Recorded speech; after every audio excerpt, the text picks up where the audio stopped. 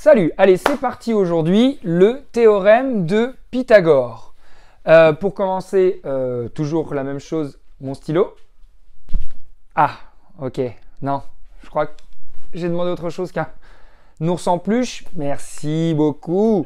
Alors, c'est parti, le théorème de Pythagore. Le théorème de Pythagore, donc, se retrouve toujours dans des triangles rectangles. C'est important d'avoir toujours un angle droit pour pouvoir appliquer le théorème de Pythagore.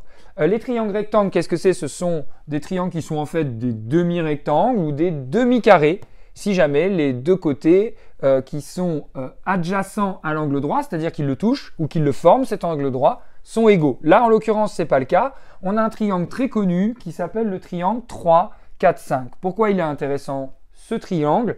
C'est parce qu'il permet de retrouver facilement le théorème de Pythagore. Déjà, il nous permet de nous rendre compte que si on fait simplement 3 plus 4, on trouve pas 5, on trouve 7.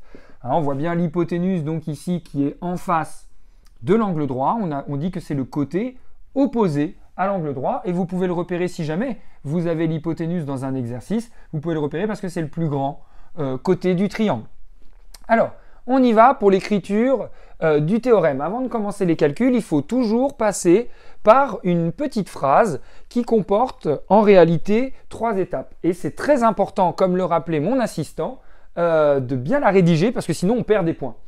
Et c'est dommage au contrôle, alors qu'on a bien l'égalité de Pythagore, de perdre des points parce qu'on n'a pas bien rédigé cette phrase. Le premier point, petit 1, il faut préciser que l'on est dans un triangle ABC. On met les lettres de manière dans l'ordre alphabétique, hein, comme ça, sans virgule, etc. Et donc le triangle ABC, il faut préciser qu'il est bien rectangle en A. Il peut être rectangle en C.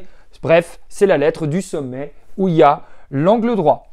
Ensuite, il faut dire, donc le triangle rectangle est rectangle en A, le triangle ABC, pardon, est rectangle en A. Ensuite, il faut rappeler que d'après le théorème de Pythagore, ça c'est la deuxième étape, on est bien dans le théorème de Pythagore et pas dans un autre théorème, Thalès ou autre.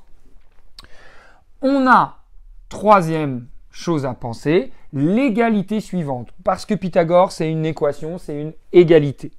Alors, Pythagore, c'est quoi? C'est les deux côtés qui sont, qui forment l'angle droit, multipliés par eux-mêmes. Lorsqu'on les additionne, on appelle ça la somme des carrés des deux côtés, des deux petits côtés. Elle va donner l'hypoténuse au carré. C'est une propriété donc de la géométrie. AB fois AB, ça s'écrit AB au carré ou AB puissance 2, mais on dit plutôt AB au carré, plus AC au carré, donc on voit bien hein, que ce sont les deux petits côtés qui donnent BC fois BC, ce qui nous donne BC au carré. Et donc, maintenant, j'ai plus qu'à remplacer par les valeurs que je connais. Alors là, je connais déjà l'hypoténuse, hein, mais c'est pour la leçon. Souvent, on ne connaît pas un des carrés ou on ne connaît pas l'hypoténuse. On verra dans une autre vidéo que lorsqu'on connaît l'hypoténuse et un autre côté, on fait un autre calcul, même si c'est toujours la même égalité qu'on a au départ. Pour l'instant, on est sur un cas simple où on voudrait trouver l'hypoténuse grâce aux deux petits côtés. AB au carré, c'est donc 3 au carré. Hein, je rappelle que c'est donc 3 fois 3, plus AC au carré qui est donc 4 fois 4, mais je peux lui mettre la puissance 2. Et on se rend compte de quoi? Ça va être égal à quoi? Pour l'instant, je ne vais pas mettre le résultat. Je vais calculer 3 au carré, c'est 3 fois 3, 9.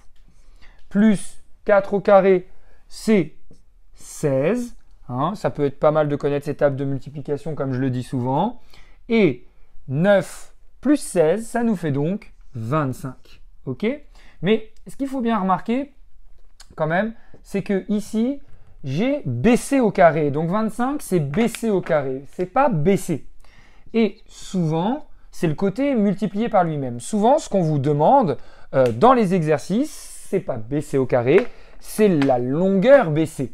Donc, je vais effacer la petite phrase en 3 étapes que l'on doit écrire pour bien rédiger sa réponse. Si vous avez besoin de la revoir, vous remontez la vidéo.